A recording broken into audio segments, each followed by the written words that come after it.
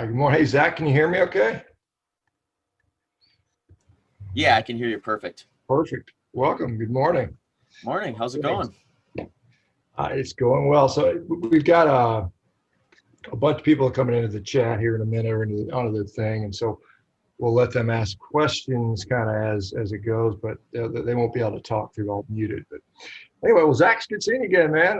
Yeah, We haven't seen each other in probably, I guess, a year or so. it's been a bit. Yeah.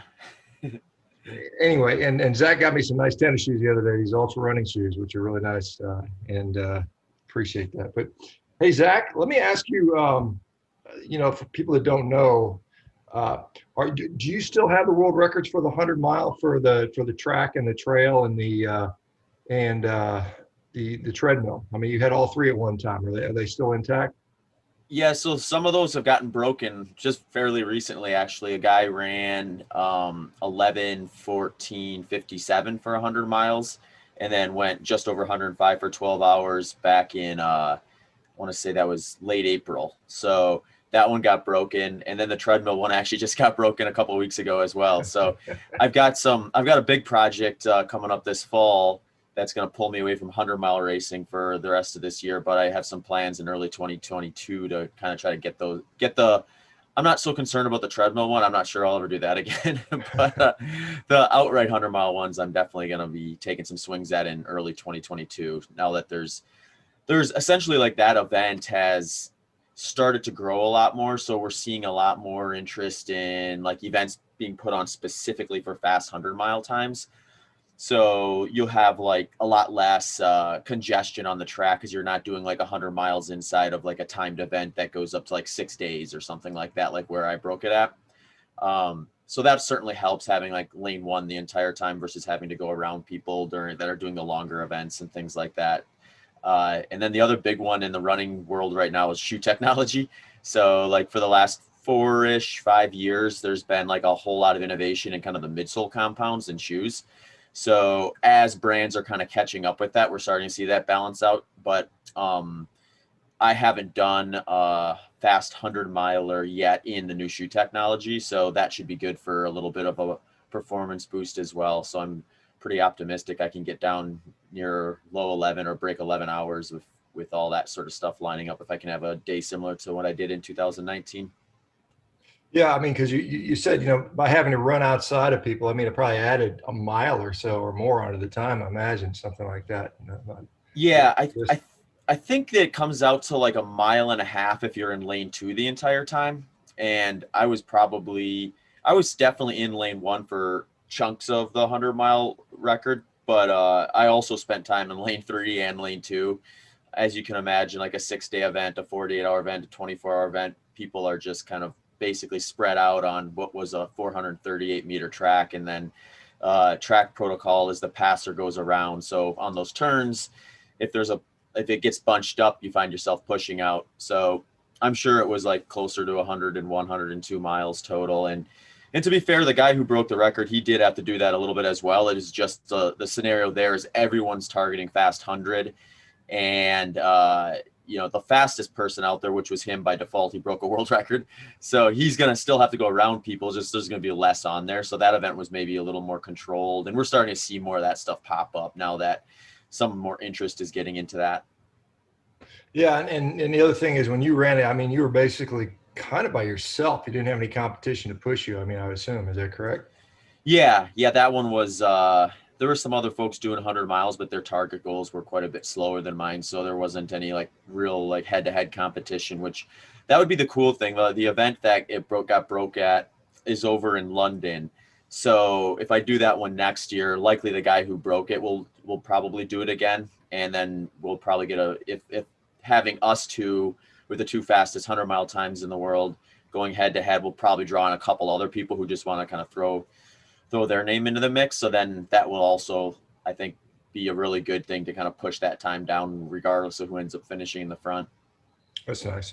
Hey, so tell us about your upcoming project. You're going to run across the entire United States. What's the deal on that? I Yeah. remember you talking about it. It's just going to happen this fall, I guess, correct? Yeah. So I've been thinking about this type of a project for quite a while. I actually got familiar with this specific route when I first got into ultramarathon running, but it was kind of one of those things where it was like, I want to do that someday, but I never really put any like actual thought or planning into the actual logistics of it. But essentially, there's I wouldn't call it an event. It's more of a project because it's rare that people will do them in combination with one another. But they call it a transcontinental run, and there's a variety of different routes. Essentially, you just got to start on one coast and end in the other. There's no real rule as to like where you start and finish. It just has to be, transcontinental. There is, however, one route that tends to be the chosen one for record attempts, and most likely just because it got kind of teased out as the probably fastest or least logistical hurdled route you can find. So that one happens to be starting in San Francisco and ending in New York City. And I believe I'd have to look back at my notes, but I think you go over, I think it's 11 different states throughout the course of that. It's kind of a cool setup. It's a lot of logistics, as you can imagine. You basically live out of an RV for however long it takes. And then I've been talking to a lot of people just to try to get up to speed. Because for me, I'm like what you call a single day ultra marathon runner, where all the events I've done so far have been within like a 1 day time frame. Whereas this is like the record is actually 6 weeks, 6 hours and 30 minutes. So this is the biggest difference is rather than kind of destroying myself 1 day in a race, knowing that I'm going to be able to have time to kind of catch back up, you got to kind of structure your pacing and your fueling so that you can go and do it again and again and again. The route record is just over 72 and a half miles per day. So it's a lot of time on feet at a much slower pace than what I would normally be going. But, the way I like to describe it is if I was just sitting around doing nothing and consuming, like, let's say 2,000 calories a day, and then I decided to cut that by 1,000 calories, I would really notice that. Like, I'd be chopping my intake in half. Whereas you get out there on these type of projects where you're running 70 plus miles a day, now I might be metabolizing 10, sometimes maybe in the steeper areas, 15,000 calories per day. So if I'm 1,000 calories shy of hitting my energy requirements, day in and day out, I'm starting to lose, 2 pounds plus per week, which obviously I'm not going to be able to do for, 6+ weeks and hope to have that be a good outcome. I'd probably still get across the country, but I don't want to fight that uphill battle post event if I can help it, trying to gain back, 10, 12 pounds that I don't want to lose in the first place. So you just got to be a little more on top of that stuff, just trying to match more of your output. The people I've talked to that have done it and have crewed for it, like the name of the game, as you can imagine, is like super calorie dense, low volume food, which I'm sure you'll want to talk about to a degree. Yeah, and like that. In fact, the guy who's got the record, I interviewed his chief crew person, and she was like, "Yeah, we figured out after the first couple of days, like no green anything, like no vegetables. That just takes up space, and there's no calorie value there." So she was really big on a lot of like high fat stuff, like dairy creams and things like that, to add to things that are already calorie dense, good protein sources. So a lot of meat, a lot of dairy, a lot of eggs, that sort of stuff was pretty routine. And I'm kind of starting to structure my training now to kind of both work on what is it going to be like to go, 12, 14 hours, get up the next day and do it again. And then also fuel that type of an effort. Like what's going to sit well in my stomach? How much can I eat in one sitting and still feel like I can get out and start moving again? Because all of that kind of adds up over the course of the framework. So, one thing I remembered when I first started chatting with you, Shawn, was that when I played around with a more strict carnivore diet for a few weeks here and there, was like I could eat like a pound of ground beef and get like over 1,000 calories in, and like inside of an hour feel totally comfortable going out and just going for a run that will be much faster than the pace I'll have to average on something like this. So I think that'll be the name of the game for me, is like super fatty cuts of meat, a lot of eggs, a lot of like dairy fat and cheeses and things like that.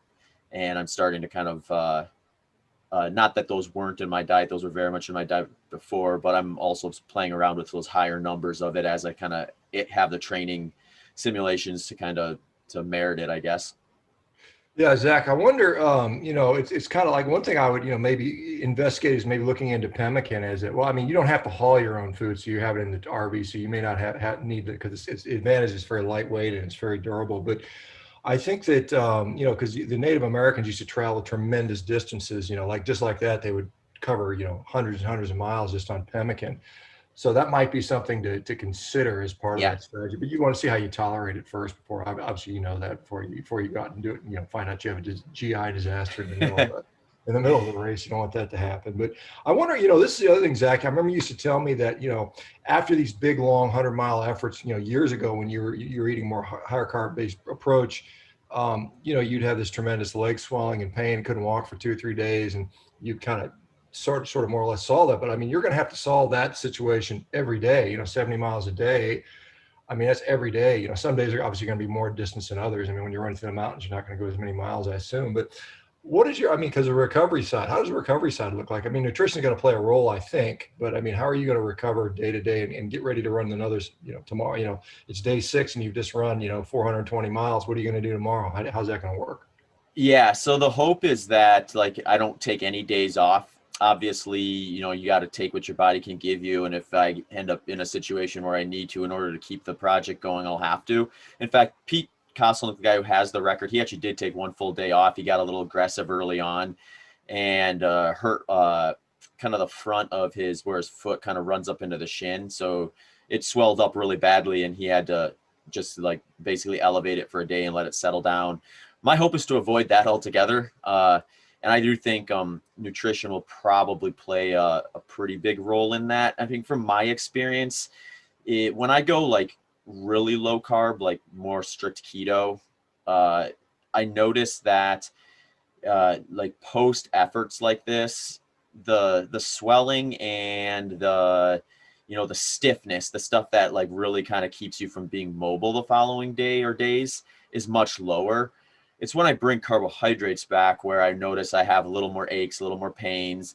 And it's kind of this like this battle of how much carbs can I bring back when I'm doing a more traditional endurance event in order to kind of hit some of those more gray area workouts where they're kind of fast enough for me to go glycolytic, but long enough where I can really take a pretty big dip into my muscle glycogen and then inevitably have to do it again very shortly thereafter that. Whereas with this, like the pace is so incredibly slow that there's really no reason for me to really need to be focusing on carbohydrates as a glycogen replenishment type of a thing. So I can probably pull that lever that I have in the past from a recovery standpoint a lot more consistently on something like this in order to be able to feel like I'm a little more mobile the next day. So I think that's one thing I've been playing around a little bit with the training stuff is I've been doing these 2-day simulations where I'll do like quite a bit of running one day and then the next day, same thing. And I've done 2 of them so far, actually 3 of them so far, but 2 of them I kind of did 2 different experiences. One was where I kind of kept my carbohydrates at maybe around 15-20%. And the other one, I went pretty strict keto.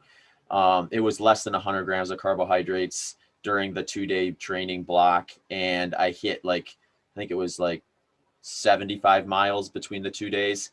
So, the second one where I kept the carbohydrates under 100 grams I felt a lot better the second day in terms of just like hopping out of bed. Okay, I can just get going here. I don't need to screw around stretching and getting myself warmed up, so to speak. So that was I'm gonna kind of keep retesting that just to tease out any sort of just progress from the first one to the second one, that sort of stuff. But I'm pretty sure that's the direction I'm gonna go. I probably won't eliminate carbohydrates altogether during the project, but I'm going to definitely be keeping them closer to where I would in my lowest state, which is around 5% of my intake during the project like this, if I can kind of help it. But that, along with sleep, I think is going to be the other big one. So the way I'm structuring it is I'm going to give myself about 12 to 14 hours per day. Just to kind of see how far I can get. And you're right, Sean, there'll be some spots where I go over like the Sierras or through Colorado and certain areas of the East Coast where it's just going to be a little slower moving. So that way I'm not necessarily overstretching myself by trying to say I'm going to eke out a few extra miles at the expense of sleep, which I think is going to be really big in kind of bouncing back from one day to the next. The other thing is, from what I've been told too, is there's kind of this weird situation that goes on with these really long projects where it takes your body a week or so to kind of, I guess, almost accept what's going on. So you feel just miserable, like progressively worse for like the first 7 to 10 days. You kind of hit this bottom point where essentially your body starts saying, okay, this is going to keep happening. And then you start kind of trending back up and your body starts kind of catching up essentially and starting to kind of adapt to what you're doing. So there's a little bit of just kind of, I guess, using that first part of the training, or I'm not sorry, not the training, the project is kind of getting your body adapted. And then once it gets adapted, assuming you didn't do too much damage during that time frame, you can start kind of getting a consistent routine in place. I haven't really seen what I would consider a whole lot of like really great training buildups for this. I mean, I'm sure there's probably some out there that I'm unaware of, but I haven't really found anyone who's really actually gone and done like a few simulations. So my peak simulation is going to be, I'm going to do like a 3-day stretch where I just target going, 12 to 14 hours, 3 days in a row, and really work out kind of, well, what helps me fall asleep at night? What do I need to do food wise in order to feel good from one day to the next? How easy or hard is it to fall asleep at night and that sort of stuff, so that I go into the project having a little bit more of an adaptation to it. So my hope is that maybe will make that first little stretch, whatever it ends up being, 10-15% of the event projects, a little more, a little less catastrophic, I guess is the way to say it.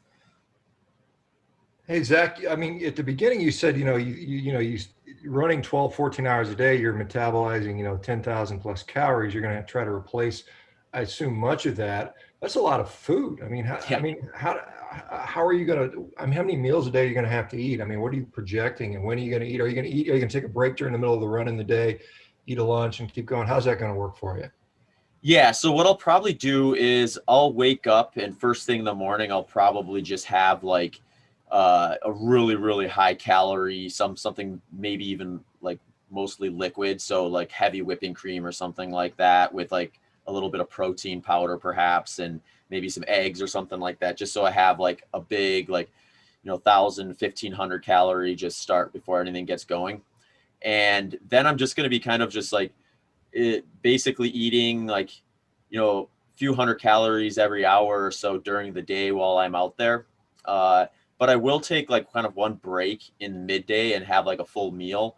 And then I'll probably do a ton of calories when I finish for that night before. So I have a chance to kind of really digest that as, I'm taking like 8-9 hours off before starting the next day. So a lot of, a lot of fats that are, the liquid fats or like animal fats, olive oils, that sort of stuff, I think are going to be like super important because you can just jam so many calories into such a small space. But that's also something I'm going to play around with in those simulations, is just figure out like what's the digestive experience at that high of a calorie intake. Because I mean, I've eaten 10,000 calories in a sitting before, but it's not something I've done routinely, obviously, for like day after day after day. So I need to kind of figure out what that does and kind of how to manage it. And those are all things that I'm starting to try to learn, or I'm going to have to learn before I start, which is one of the big reasons that I'm doing the simulation type of strategy versus just kind of doing my normal training and then kind of hoping for the best, so to speak. Yeah, you might have to consult with Molly Schuyler. Remember, Yeah. she's a competitive eating champ that eats 22 pounds of meat in one sitting. Pretty amazing. Yeah. Zach, is there going to be any kind of, are you doing any kind of scientific documentation? Are you going to be doing any kind of monitoring or anything like that during this run, Yeah, I've talked to a few people about it because I mean, there's some interest in that. They did actually, there was a guy, Dean Karnassus, who did a Transcon project. And I want to believe the University of Colorado or Colorado State or one of them, they did some testing where they actually looked at his like muscle breakdown, and it kind of confirmed that scenario that I more or less described, where it looked like his body was like breaking down until he hit like 10 or so days. And then he kind of started a trend back up. His body started to kind of catch up and start to recover a little bit better. So I think it would be cool to do some of that stuff. I think it's always just like, how do you layer it in without it being too invasive in terms of like preventing progress. So I think there'd be some cool stuff you could do with like maybe like a CGM monitor or, you know, that sort of stuff to see like what's going on with any of those things. But yeah, I don't know if I haven't got anything concrete as to like any real big research projects at this point in time, but I'm open to them if they come across. Yeah, one of the things that is talking about pace, because I mean, I know you ran your 100, and I think you averaged something like 6:47 or something like that per mile, which is just mind-boggling. But for this, the pace is going to be quite a bit slower. What average pace are you looking at for this particular run? Yeah, I think just after doing some of the simulations, my thought is I'll probably be like between 9 and 10 minute mile pace. Uh, I've thought about, and I may kind of like, one thing I think you kind of need to do with these is you try to make days not too repetitive in the sense that you feel like, oh, we're 5 days into this and I've got, 35 plus more of this exact same thing. If you can kind of like switch things up and give yourself like a little bit of variance, that can be very motivating and allow you to do a better job of kind of focusing on short term stuff versus overthinking the long term. And I have thought about doing some different like kind of walk run strategies too. There'll definitely be some walking included in here, which would mean like I'd probably run a little faster if I'm doing a little bit more walking. So it kind of has to get a little more polarizing. If the more walking I do, the more faster running I have to do. And I thought going in that was going to be just definitely the way to go. But after training, I've just found like I do tend to get in this like weird rhythm or almost this spot where when I'm in that like 9-ish to 10 minute pace that per mile, it's just you kind of get into this like almost trance or zone, and you can almost feel like time is kind of passing a little quicker than it really is. Where like for example, yesterday I did the second day of a 2-day simulation, and I remember I got back from the first 20 miles of it, and I just felt like I had just woke up and went out there after that. So if I can get myself into that position as often as possible, that's going to be great. So if hitting like a specific pace more consistently makes it easier to kind of get into those like flows or those like kind of states of focus where you're not overthinking things and you're just kind of moving through, then I'll definitely kind of start gravitating towards that. But my guess is I'll probably do a few days like that where I'm a pretty consistent average pace. And then maybe that'll get a little monotonous, and I'll take a fourth day or something where I do a little bit more of a walk run strategy and just mix up the kind of the pacing strategy a bit. And that may actually benefit me too, just from a mechanical side of things. I mean, as you can imagine, like really the big hurdle to get over here is just not getting injured. So the pace is slow enough that even if I'm feeling really terrible, if I can stay focused, I should be able to move at that pace.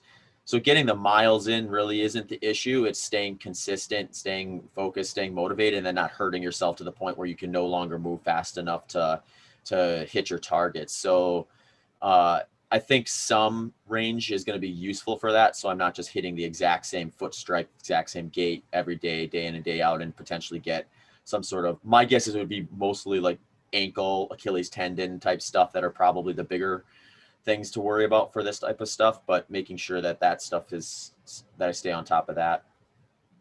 Yeah, I wonder, just again back to nutritional strategy, if it'll make sense to kind of cycle a little bit. Maybe the days when you're particularly beat up, dropping the carbs to minimal, and kind of transitioning that in, depending on you. Maybe do a carnivore day or two in there. Yeah. If things are feeling really sore. I mean, maybe, I don't know. I mean, that's obviously you probably thought about that.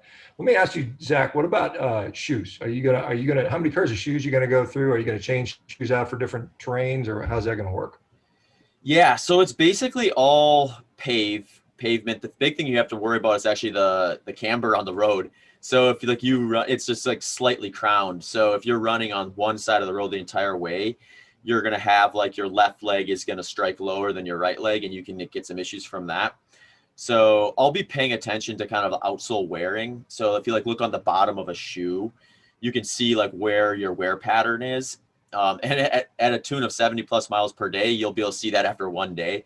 So I'll be looking at that sort of stuff. And then in terms of cycling through, I'm going to probably go with a strategy where I'll probably have like 3 different types of shoes. One will be like a little bit lower profile, a little more firm.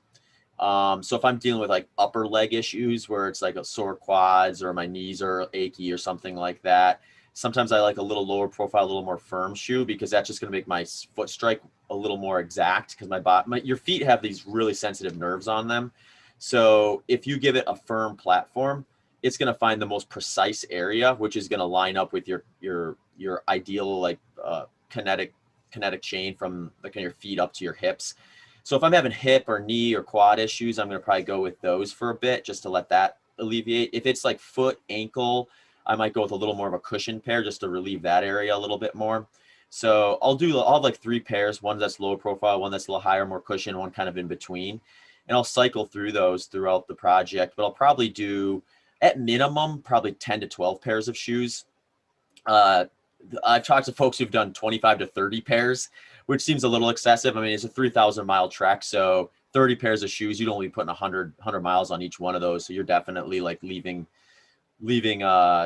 some life in those at that point. In most cases, I think I can easily get 200 to 300 miles per pair. So I'm thinking 10 to 12 is probably going to be fine.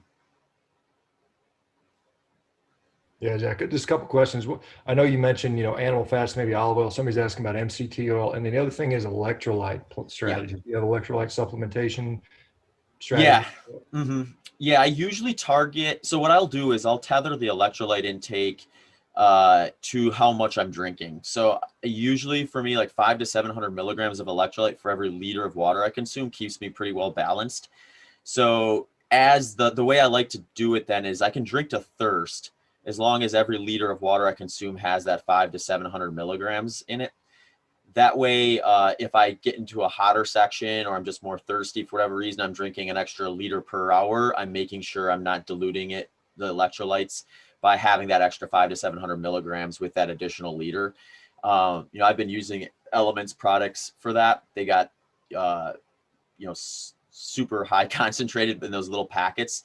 So I've been using theirs. I've been using Redmond's Real Salt makes a electrolyte now too, and they've sent me some stuff, so I've been using that as well. But that's usually my strategy, is at 500 to 700 milligrams. That prevents any type of like weird imbalance that could create digestive issues, because that's what happens a lot of times too in these single day ultra marathons. Is someone will be drinking water and not replacing electrolytes, and then get like a gastrointestinal issue from that. So I definitely want to make sure I'm staying on top of that.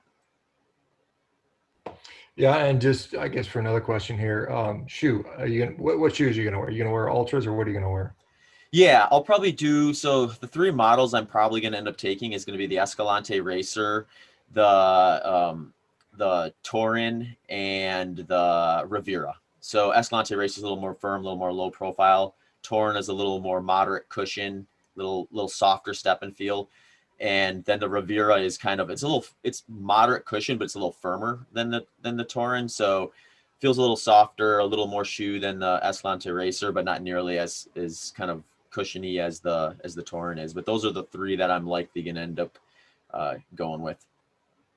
What about the support team, Zach? I mean, who's coming with you? I mean, how many people are you going to have? Some pacers? Are you going to have some people to run with, or how's that going to work? Yeah. So the best strategy that I've seen so far is you have somebody who basically is the RV manager. So what that person would do is in the morning, once I start, they'll take the RV to a predetermined spot. So in the morning, like I'll wake up and say, okay, let's target 40 miles for the AM session or the first session. So they'll drive up and park somewhere where they can, approximately 40 miles from where I started that day. And that person will like clean the RV, manage the cooking, any laundry that needs to get done, any types of repairs that maybe need to be done on the RV, that sort of stuff. And then we catch up to that person, kind of do a midday reload. And then they do the same thing at the final spot where we'll park and sleep that night. And then what you'd end up having is you have like a chase vehicle, which ideally is like a minivan or something that's got a lot of space inside. And that is going to be kind of like the minute to minute crew. So they'll follow me along and give me anything I want, from food, from water. So I'm not carrying a whole bunch of stuff. So I have support if I need it. And I'll probably do like 2 to 3 people in that. And so my wife Nicole's coming along, and I've got a couple guys who are planning on helping out for that too. So we're still ironing out some of the logistics with it. Right now I'm waiting on Cinder Wolf is the person who did the RV side of things for Pete Carlson, who broke the record, and she's trying to clear her schedule up to come along for this one too. And she actually managed the RV for Pete, who's got the male course record, and then Sandy, who's got the female course record. I think Sandy was like maybe just under 60 miles a day. I think like 59 or something like that was her average. But Cinder knows what she's doing with this stuff. So if she wants to come, then she'll be the RV person. If not, then I'll go a slightly different route. But that's kind of the basic structure of how I think it's been done best in terms of being able to get a consistent routine, and also kind of not have to like overthink a lot of logistics as the runner. Because for me, ideally, I'm thinking about nothing but eating, drinking, and moving forward.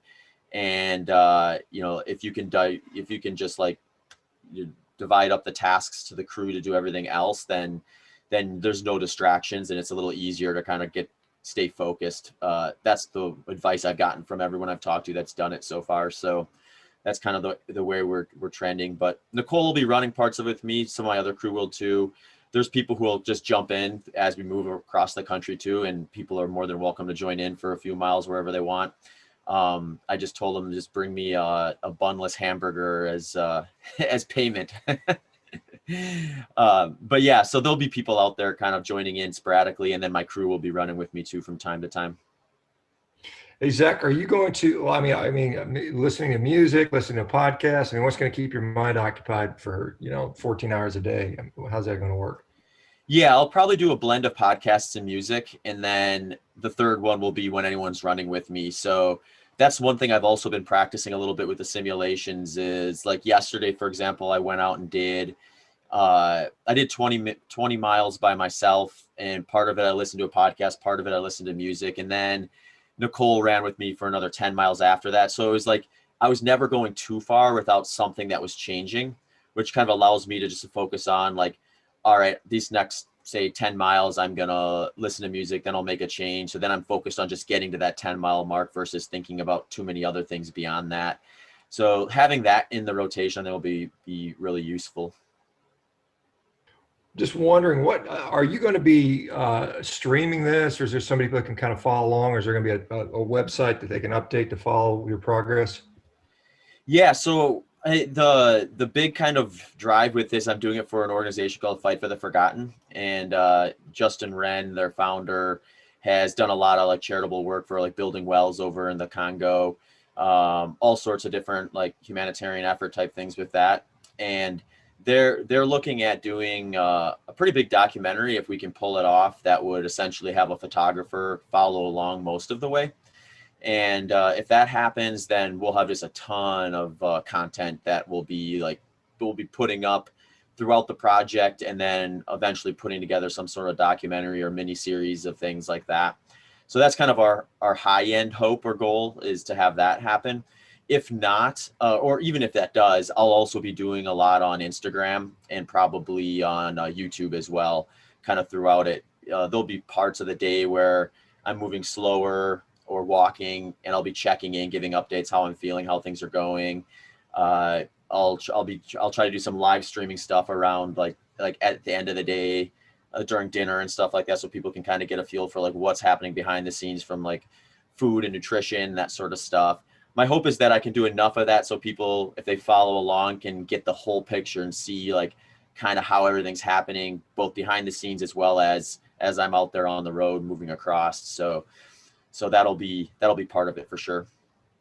Are you gonna be running like on interstates, Zach? Or are you gonna be on different smaller roads? And what are you gonna do? Like, how do you mitigate like there's a car accident, or road construction pops up, or weather? How do you do with those contingencies? Yeah, it's a good question. So it's basically all back roads. They kind of run sort of parallel to I-80, but they're a little less congested than the interstate. But I mean, it still poses quite a few problems. Like, there's areas of the country where there's very little shoulder, and different areas where people aren't necessarily looking to see a runner out there. So they're not necessarily watching for it the way maybe someone would if they're driving through the city. So you got to be kind of aware of that. A lot of times what will happen is, since the RV is going to be driving like, a 30, 40 mile stretch ahead of us, they'll kind of give us any of the intel as to what's coming up. So if there is something like that where there's some construction or a potential hurdle to get over, we'll know about it ahead of time. And then some of the more like real short-term stuff with my chase vehicle, the van, that will likely be driving like, anywhere between probably 3 to 5, 6 miles ahead of me and just kind of scouting as I'm going through. One person told me one thing to pay attention to when you get to middle America is you'll go past like basically big, like not a farm where it's just like a single house barn, and inevitably they've got a dog out there, which obviously they're not going to have on a leash. It's just a big country, lot of land, so the dog's running around there. But the dog sees you out there and he wants to figure out what's going on. So he's like, watch out for stray dogs, or not necessarily stray dogs, but dogs in general. They're watching their property, and just be mindful of stuff like that. And yeah, I mean, that would be one of the biggest values of having Cinder come along, because she's done this before, that she kind of knows like where the tricky spots are, areas where, maybe the RV has to take a different route to get to the point because the underpass is too low to fit an RV or something like that. So there are a lot of little things like that. And some of them you can predict, some of them you can't. But that's kind of the big, kind of exciting part of this, is there's so many little things that you can't control. You have to be ready to respond to them and just kind of stay focused. Weather's the big one. And there's a lot of things that could slow you down that you don't necessarily predict or want to have happen that could. So for me, it's just like, take this project for what it is. It's something very unfamiliar to what I've done in the past. So like, I really don't have any reason to know whether I'm really good or really bad at it. So there'll be some learning along the way because of that, as well as just some of the uncertainties with weather or any type of thing that pops up that wouldn't typically happen. I mean, when Pete did it, they actually totaled their chase car at one point in time, and they had someone found out and came out and like, let them borrow their car for a while they could get that sorted out. Another situation was they had to turn the RV around, and they backed it out into like a field, and it got stuck, and it just sprayed a bunch of dirt and mud up underneath it. So they had to take the RV in to get it checked to make sure there wasn't anything that was gonna, potentially create a problem. But with both of those situations, the crew just kind of saw what was happening, figured out what to do, and Pete just basically kept running. He didn't even know about the RV situation till after the project. The car he knew just because he saw it, but it was they just said we'll take care of it. He kept running, and then they got it figured out. So, it's probably just as difficult for the crew from day to day as it is for the runner, because they're the ones who are probably going to be dealing with all the anxiety of anything that comes up that's not expected. Yeah, I mean, just, because I'm just wondering how, obviously part of that, there's going to be some element of luck to this. You get good weather, you don't good weather, that's beyond your control. So despite the physical ability and the skill, but what is you're running for a record. How's it verified? Is it, is it honor system? Is it, because I guess an unscrupulous guy could hop in the car and drive 30 miles. Yeah. Or something. So how do we verify that, I have no doubt you're going to do it, but right. How does that verified? Yeah, no, it's a really good question. And that's been tried before, by the way. So what they do is they want you to have kind of like a couple different ways to verify. So they look for things like, they want you to take a picture of where you stop and start each day. So you have it documented that you were starting and stopping in the same spot. And that's a pretty like old school one. That's not nearly as important anymore now that we have like real high quality GPS trackers. So like I'll be wearing a GPS tracker for my watch that will document the route I went, the time I did it, where I started and stopped. And then I'll also have you can get these little like spot trackers or trackers that you pin to you, and then people can actually follow along. They can actually see where you're going. And there are people that are very good at looking at those files. So they can tell if this file is not, like they can tell the difference between a GPX file that was someone running versus someone biking or someone moving at like a steady pace in a vehicle, just because of the weird little like undulations and things like that on it. So it's much easier to get caught trying to cheat nowadays than it would have been in the past, which is obviously a good thing. And that's kind of how you do it. You wear the spot tracker and you wear your GPX watch so you can document, and you take pictures and put a stake down from the beginning and the end of the day. And What usually happens with these is you have someone who is kind of hitting a certain pace. Usually there's a precedent, so like kind of ballpark what this person's maybe capable of. So if you start seeing a bunch of like abnormalities in there, then people start asking questions and start fact checking a little more. Or take, for example, let's say I was kind of going along at 50 miles per day, then all of a sudden I had a 6-day stretch where I hit 100 miles each day. That's going to be a big red flag. So people are going to want to spot check that and kind of do that too. And then there's people kind of showing up too. Like you'll have your tracker on. If I were to say, keep my tracker on and get into the RV and just drive at 6 miles per hour, and then someone shows up to follow along, they see this RV trucking along with no runner in sight, then, people start to get suspicious and things like that. So, I'm sure there's probably ways that people have thought of to try to game that, but so far it's a pretty small community, so I don't think it usually gets too complicated.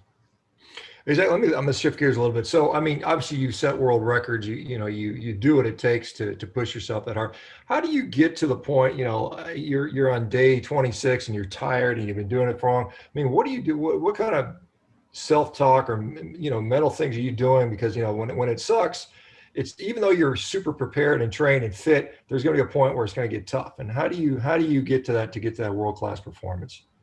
Yeah. And I think where this one's maybe different is like, some of the stuff I've done in the past, you find like where your motivation is, and that has been enough for me in most cases, just to think of just like, rather than like looking at it as for this particular thing, like, okay, I've 26 days in, I've got X number of weeks left. You try to minimize that and say like, okay, when I think about this entirety, this is a project I've been planning for years, and I'll put in like way more time and energy into the preparation for it than any one day or the entire project itself. So when you think of it like that, you can kind of dwarf a little bit the how big the actual project is when you put it in comparison to everything that went into it. And then it makes it a lot harder to kind of justify like, oh, I'm just going to slow down, or I'm going to stop, or I'm going to like, step away from my goal, because you're like, oh, I've already invested so much time and energy into this. I'd be like quitting at 99% or something like that.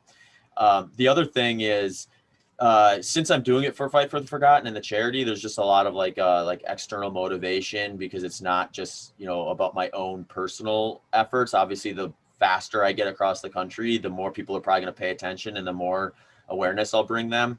And for that particular cause, one of the things that I think will be an interesting motivator is one of the reasons that Justin picked the Pygmy tribe to help originally is when you get into these like third world areas or these underdeveloped areas, one of the reasons they kind of stay that way is because they can't really get past being able to just take care of their basic needs of like food and water.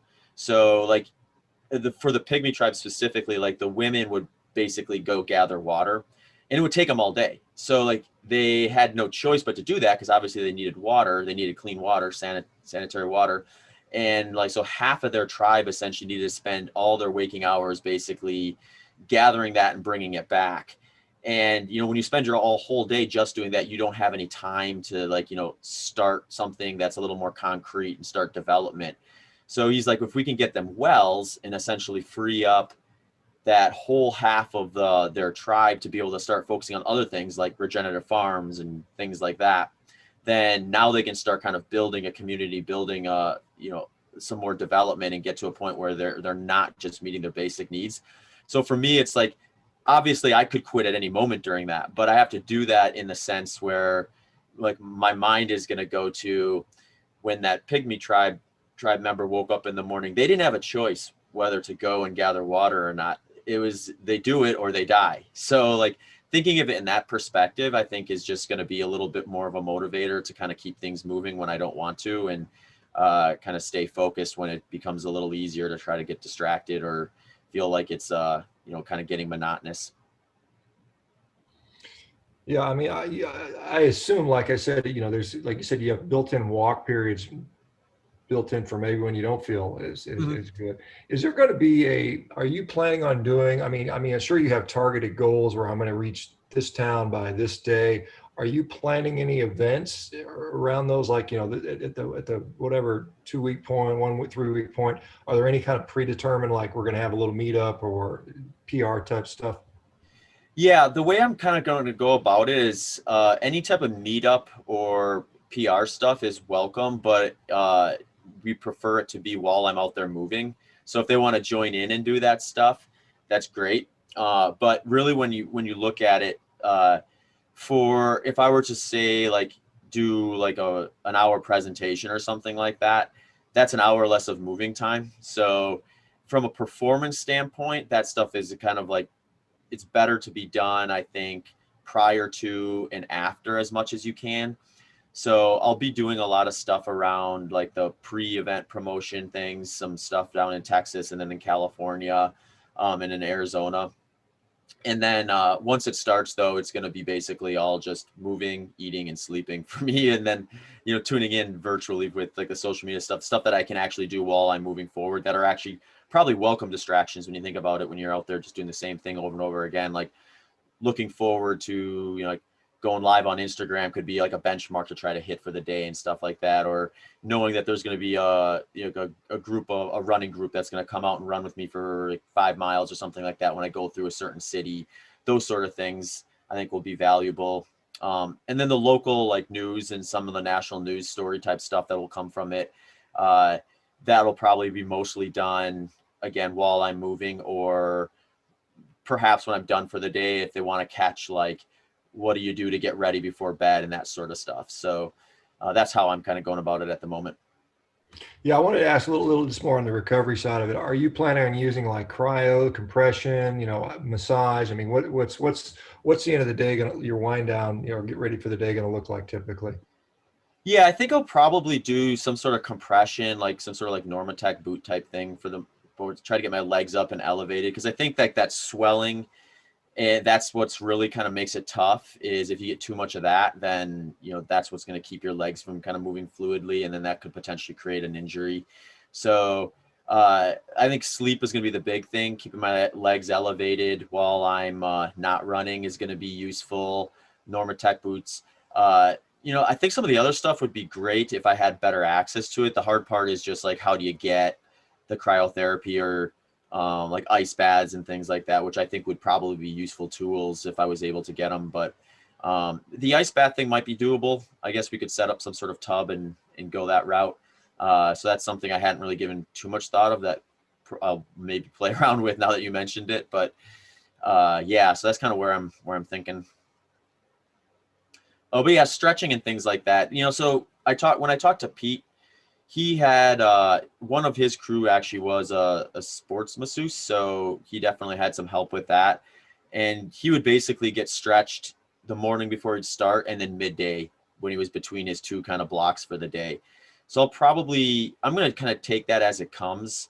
I think like stretching can be valuable and stuff in certain circumstances, but I don't necessarily think I will need to be doing like a ton of it. I think more likely would be some sort of massage or something like that, especially if I'm getting kind of swollen and tight in certain areas. Hey, Zach, what's the climate of sort of the ultra running these days relative to nutrition? I mean, you've obviously been very successful. You've gotten, you've been on Rogan show a couple of times. You've gotten a lot of notoriety. People know who you are. They've known your nutritional strategy has generally been pretty low carb. Is a wider community embracing that strategy more, or is it still kind of a minority aspect? Is it growing? What's the thought around that with endurance running? Yeah, it's definitely grown. It's grown a lot since I first got in. I did my first ultra marathon in 2010, and I think I knew one other person who was doing a low carbohydrate diet at that time. And now I think it's getting more popular. We're seeing more runners that are finishing kind of on the podium or in the top of events that are following some version of a low carbohydrate diet now. So that's been kind of helpful from a top-down perspective to have some people like me, like Jeff Browning, like Mike McKnight have been kind of three guys who are like doing it and not afraid to talk about it. So that kind of sheds some light onto it. And then, I see a lot more folks reaching out who, they're maybe not going to be on the winner's podium, but they're very much meeting their potential, and whether that has them in the like towards the front of the pack, in the middle of the pack, or the back of the pack.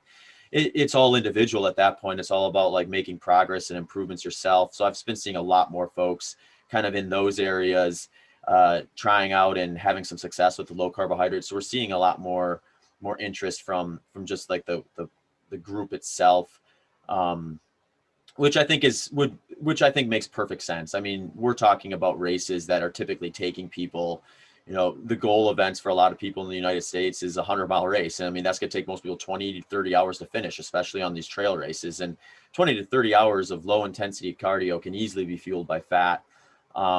So I think it's definitely got a place in the sport.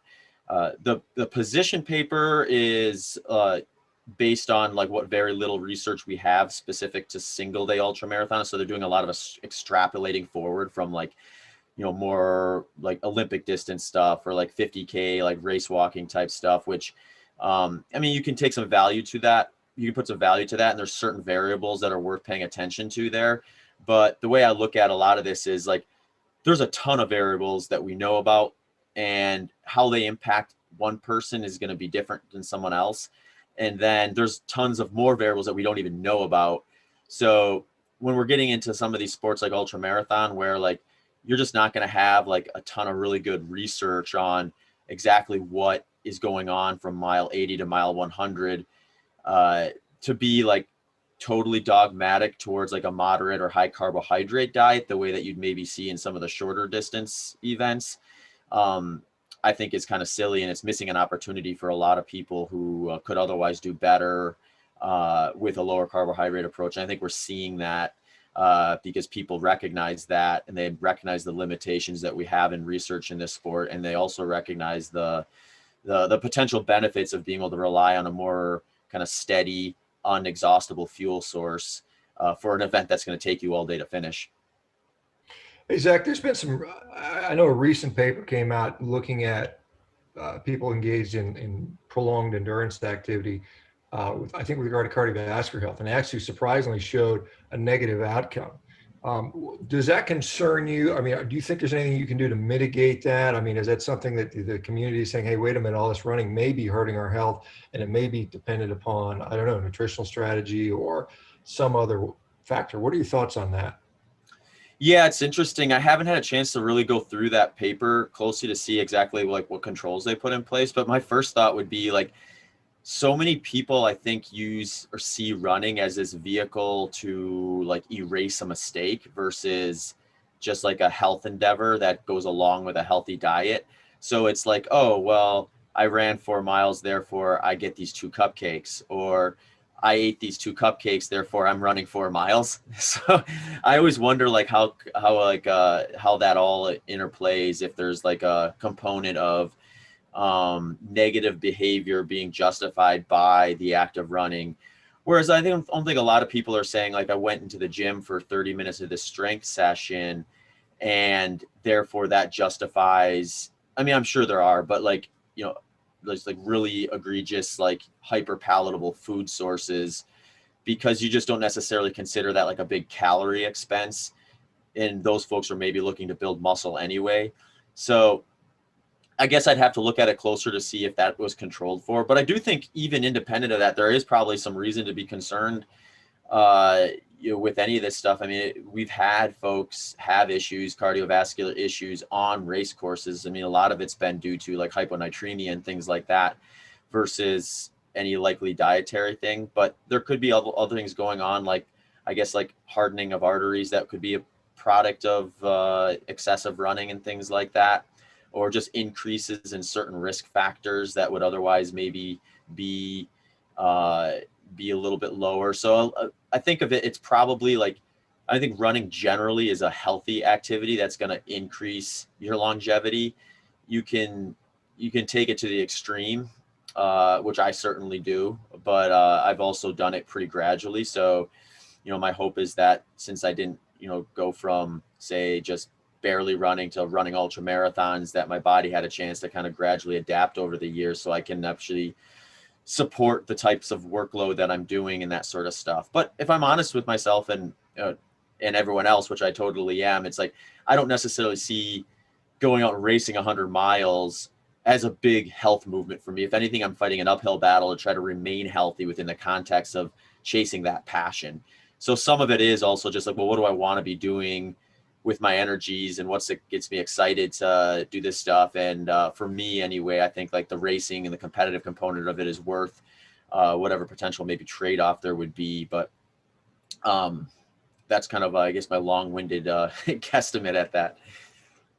Yeah, I mean, I can see a lot of people use cardio as a means to do away with, I eat all this junk food. Whereas, you go to lift weights, it's really, I want to build muscle. I'm not trying to get rid of junk food. But let me ask you, so you've been doing ultra marathons for a number of years now, Zach. How do you, and you've been on this low carbohydrate diet for also a number of years.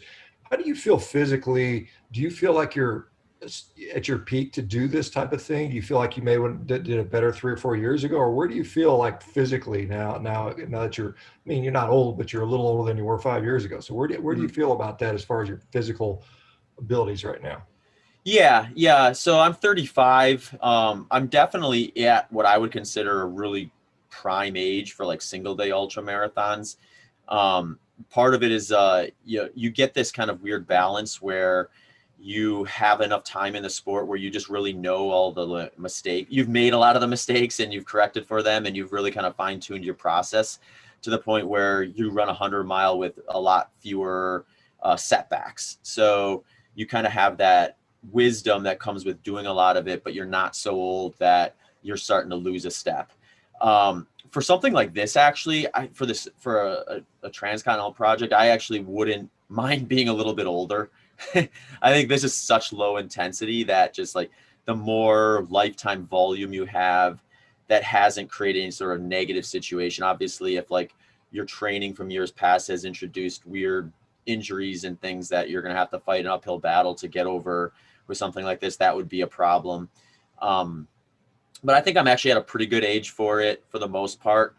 I don't have any like real like nagging injuries that I suspect are going to be a point of stress for this particular project. Historically, I've been very injury free. I've only had one injury that ever really pulled me out of a goal race over 10 plus years of ultra running.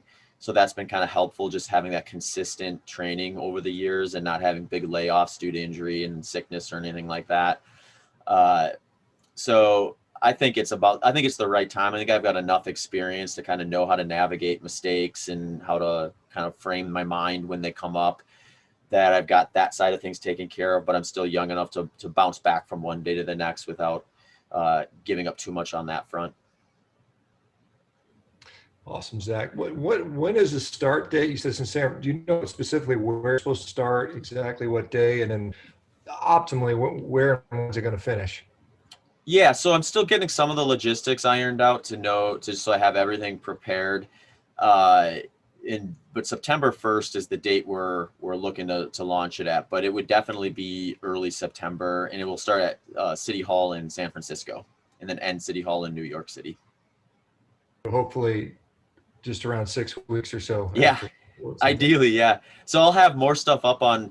We're getting a landing page put together with Fight for the Forgotten that's going to have some details. We're going to do like a big raffle too before to get some excitement around it, to where a lot of my sponsors are going to be giving up stuff. I'm going to be putting up like coaching plans, and we're going to do like a big experience giveaway for folks who want to join in on the raffle and kind of get the fundraising jump started with that. And I'll have some stuff up on my website in the next week or so for that at zachbitter.com, and it'll link over to any of the stuff that is kind of specific to this event. Yeah, who do you have sponsoring you right now, Zach? Just so we know who to maybe support. Yeah, so my big ones are Ultra Footwear for my shoes. I do S Fuels as my nutrition. They make a low carbohydrate sports nutrition kind of line of products. Egg Weights, they make these running pods that help with like form and technique with running form. They also have a pretty big presence in kind of the mixed martial arts community for different like fighting technique stuff and shadow boxing type equipment. Then I'll have Purpose Performance Wear is the apparel I use. Buff Headwear is like the neck sleeve hats I'll use. And Koros is the watch I'll use for tracking that sort of stuff. So if folks are interested in that or want to get some discounts on any of that stuff, I've got a page up on my website that has promo codes and some more information about those particular companies. Has Nikki expressed an interest in doing this after you or no? Yeah, we jokingly said if I have a good experience, we should just turn the thing around and you can go back the other way. And she's like, I don't know, maybe maybe some other time. Zach, where do folks go to find? I mean, you talk ZachBitter.com. Where else can people? I know you've got the HBO podcast. I assume still. Yeah. What else? Where else? Social media wise, can they go to follow this and follow you? Yeah, the website, ZachBitter.com, HPO podcast. I'm doing Wednesday at 1 p.m. live streams on there right now, just giving like progress updates on the training for this. So if you're interested in kind of hearing like the details of each training week, nutrition, strength work, and the training itself, that's a kind of a good spot to kind of get those. I'm most active on Instagram, which is just at ZachBitter, also on Twitter at ZBitter. Well, Zach, as always, it's been a pleasure. Good luck to you. I'm looking forward to seeing how it goes. I'm looking forward to see how September goes. Let us know if we can help in any way. And good luck, and say hi to Nikki for me, okay? Awesome. Will do. It was great to catch up, Sean, and thanks again for setting this up. Sure thing. Okay, guys. Take care. We'll see everybody tomorrow. Take care, guys. Bye-bye.